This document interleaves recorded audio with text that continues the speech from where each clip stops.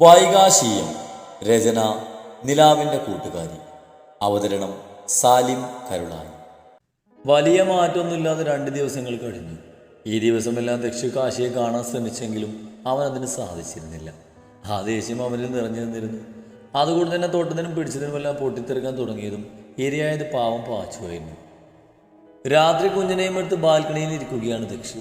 കുഞ്ഞിന് ഉറക്കം വരുന്നുണ്ടെങ്കിലും ഉറങ്ങാതെ ദക്ഷിൻ്റെ മടിയിലിരുന്ന് അവൻ്റെ മീശ പിടിച്ച് വലിച്ചും കഴുത്തിലെ ചെയിൻ പിടിച്ച് വലിച്ചും മുളച്ചു വന്ന കിന്നരിപ്പല്ല് കൊണ്ട് ദക്ഷിൻ്റെ കവിളിലും മൂക്കിലും തുമ്പിലും ഒക്കെ കടിച്ച് വികൃതി കാണിക്കുകയാണ് കുഞ്ഞിച്ചക്കൻ.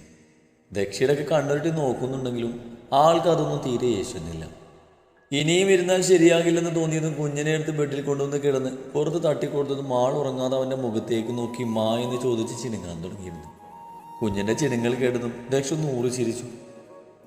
ഇന്ന് കുഞ്ഞൻ കൂടെ ഇല്ലാഞ്ഞിട്ടോ എന്തോ കിടന്നിട്ട് ഉറക്കം വരുന്നുണ്ടായിരുന്നില്ല. കുറച്ചു മുമ്പ് ദക്ഷ ഹാളിലിരുന്ന് കളിക്കുന്ന കുഞ്ഞിനെയും എടുത്ത് മുകളിലേക്ക് പോകുന്നത് കണ്ടിരുന്നു. ഇപ്പോൾ വേണിയിൽ 2 പേരും ഉറങ്ങിക്കാണും. കുറച്ചു നേരം കൂടി തിരിഞ്ഞും മറിഞ്ഞും കിടന്നപ്പോഴാണ് ഡോറിൽ മുട്ട് കേട്ടത്. ആരപ്പോൾ ഈ നേരത്ത്?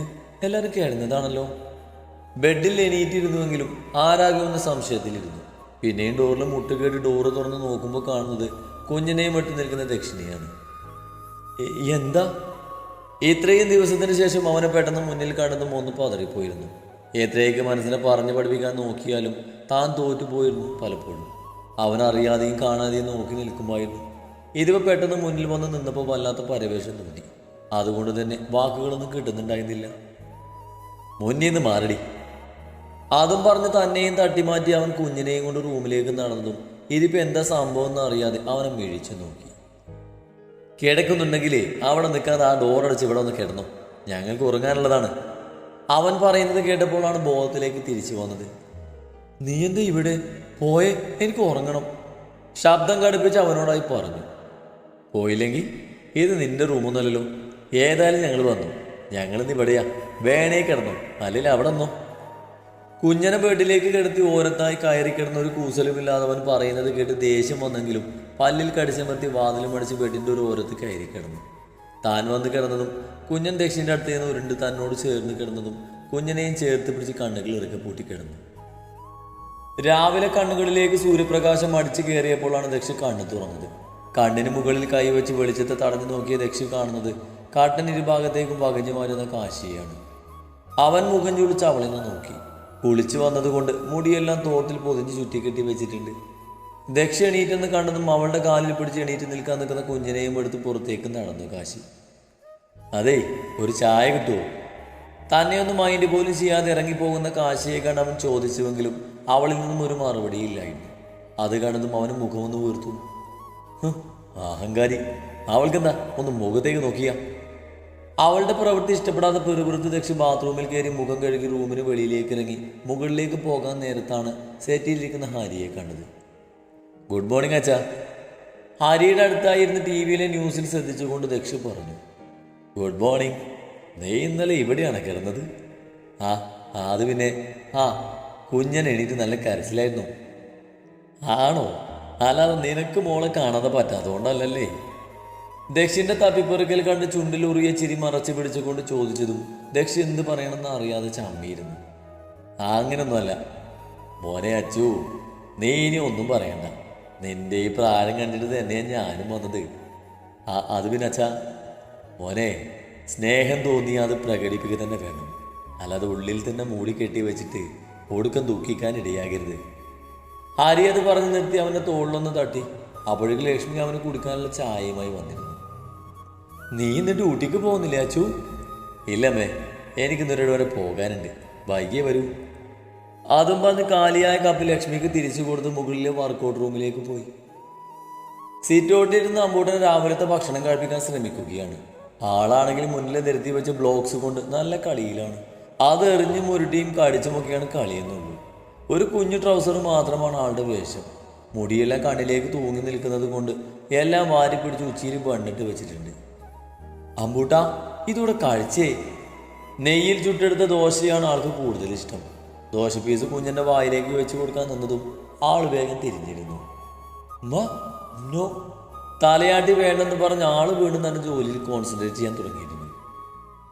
അമ്മ നോ എന്നാണ് പറയുന്നത്. ആകെ അറിയുന്നതൊരു നോ മാത്രമാണ്. അതും പാച്ച് പഠിപ്പിച്ച് കൊടുത്തതാണ്. ഇപ്പൊ എന്ത് കൊടുത്താലും നോ എന്ന് പറഞ്ഞ് തലയാടി തിരിഞ്ഞിരിക്കും. നമുക്ക് പാപ്പം കടിച്ച് വണ്ടിയിൽ ടാറ്റ പോകേണ്ടേ, അമ്പൂട്ടം പോരുന്നില്ലേ? താൻ പറഞ്ഞത് കേട്ടതും ആളും മുഖത്തേക്ക് നോക്കി വാ തുറന്ന് കാണിച്ചതും കയ്യിലുള്ള ഭക്ഷണം വായിലേക്ക് വെച്ച് കൊടുത്തു. ആളെ ഭക്ഷണം കഴിപ്പിക്കാനാണ് പണി. വണ്ടിയിൽ പോകുകയാണെന്ന് പറഞ്ഞപ്പോഴേക്കും ആളും അടിയൊന്നും കൂടാതെ ഭക്ഷണം കഴിക്കാൻ തുടങ്ങിയിരുന്നു. കുഞ്ഞിന് ഭക്ഷണം കൊടുത്തുകൊണ്ടിരിക്കുമ്പോഴാണ് ദക്ഷി റെഡിയായി വന്നത്. യൂണിഫോമിലല്ലാതെ സാധാ ഡ്രസ്സിൽ വരുന്നത് കണ്ട് എങ്ങോട്ടാണെന്ന് ചോദിക്കാൻ ഒരുങ്ങിയെങ്കിലും പിന്നെ തനിക്ക് അതിൻ്റെ ആവശ്യമില്ലെന്ന് അറിയാവുന്നത് കൊണ്ട് ഒന്നും മിണ്ടാതെ തിരിഞ്ഞിരുന്നു. അപ്പോഴേക്കും കുഞ്ഞൻ അവനെ കണ്ട് കയ്യിലുള്ളതെല്ലാം 4 പാടും എറിഞ്ഞ് ചാച്ചാന്ന് വിളിച്ച് അവൻ്റെ കാലിൽ പിടിച്ച് എണീറ്റ് നിന്നിരുന്നു. കുഞ്ഞൻ കാലിൽ പിടിച്ച് നിൽക്കുന്നത് കണ്ടതും ദക്ഷി കുഞ്ഞനെ പൊക്കിയെടുത്ത് ആ ഉണ്ടക്കവളിൽ അമർത്തി ഉമ്മ വെച്ചതും ആൾ ആകെയുള്ള പാൽപല്ലും കാണിച്ച് ചിരിക്കാൻ തുടങ്ങിയിരുന്നു. ദക്ഷിന്റെ കയ്യിലിരുന്ന് തന്നെ നോക്കി അവൻ കൊണ്ടുപോകുമെന്ന് കരുതി കൈവീശി കാണിക്കുകയാണ് കുറുമ്പൻ. പാവം, അതിനറിയില്ലല്ലോ അവൻ കൊണ്ടുപോകില്ലെന്ന്. ദക്ഷി കുഞ്ഞിനെയും എടുത്ത് സിറ്റൗട്ടിൽ ചെയറിലിരിക്കുന്നത് കണ്ട് കയ്യിലെ പാത്രവുമായി വേഗം ഉള്ളിലേക്ക് നടന്നു. കുറച്ച് കഴിഞ്ഞതും കുഞ്ഞന്റെ കരച്ചിലും ദക്ഷിന്റെ വിളിയും കേട്ടിട്ടാണ് ഉമ്മറത്തേക്ക് പോയത്.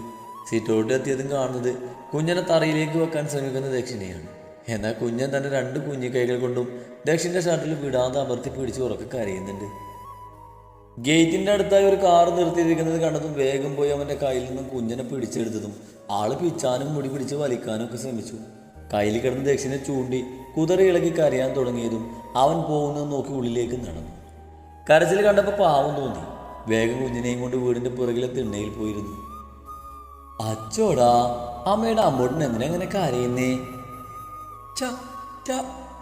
കുഞ്ഞൻ ചുണ്ട് വെതുമ്പിക്കൊണ്ട് പറഞ്ഞതും കുഞ്ഞു ചുണ്ടിൽ അമർത്തി മുത്തി മുഖത്തെ കണ്ണുനീര് തുടച്ചു കൊടുത്തു. ചുവന്ന് കിടക്കുന്ന ആ കുഞ്ഞു മുഖം കണ്ടതും ഉള്ളിൽ നോവ് തോന്നി. ഒപ്പം ദക്ഷിണോട് കുഞ്ഞിനെ കരയിപ്പിച്ചതിനോടുള്ള ദേഷ്യവും. അമ്മയുടെ കുഞ്ഞിനെ അച്ഛൻ കൊണ്ടുപോയില്ലല്ലേ? സാരല്ല കേട്ടോ, നമുക്ക് അച്ചാച്ചൻ വരുമ്പോഴേ അച്ഛനെ ഒറ്റ അടിക്കാൻ പറയാട്ടോ.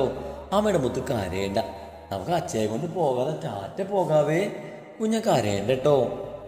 കുഞ്ഞനെ ഒന്ന് മുകളിലേക്ക് ഇട്ടുപിടിച്ചുകൊണ്ട് പറഞ്ഞതും കരച്ചിൽ ഒരുവിധം അടങ്ങിയിരുന്നു. സാർ, ഇതാണ് പാലമറ്റം തറവാട്. ദക്ഷിന്റെ അസിസ്റ്റന്റായി വർക്ക് ചെയ്യുന്ന അനിൽ വലിയൊരു വീടിന് മുന്നിൽ കാർ നിർത്തിക്കൊണ്ട് പറഞ്ഞതും ദക്ഷി ചുറ്റും നോക്കി കാറിന് പുറത്തേക്ക് ഇറങ്ങി.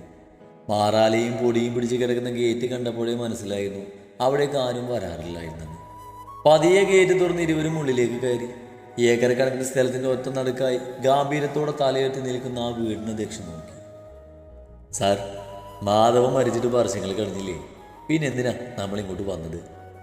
എങ്ങനെയോ ഒപ്പിച്ച ഡ്യൂപ്ലിക്കേറ്റ് കീ കൊണ്ട് വീടിന്റെ ഫ്രണ്ട് ഡോർ തുറക്കുന്നതിനിടയിൽ അനിൽ ദക്ഷിനോട് സംശയത്തിൽ ചോദിച്ചു. ചുമ്മാ ഇവിടേക്കൊന്ന് കാണണം തോന്നി. ഈ കേസിന്റെ ആദ്യ അന്വേഷണം ഇവിടെ തന്നെ ആകാം. ചിലപ്പോൾ വല്ല തുമ്പും കിട്ടിയാലോ? ദക്ഷ ഒറ്റ കണ്ണിറുക്കി അനിലിനോട് പറഞ്ഞു.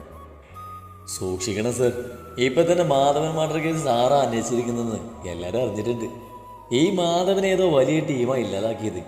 ഡിപ്പാർട്ട്മെന്റിൽ അവരുടെ ആളുകൾ ഉള്ളത് കൊണ്ട് അയാളുടെ മരണം സ്വാഭാവിക ഗ്യാസ് സിലിണ്ടർ പൊട്ടി പൊള്ളലേറ്റതാക്കി മാറ്റിയിരുന്നു.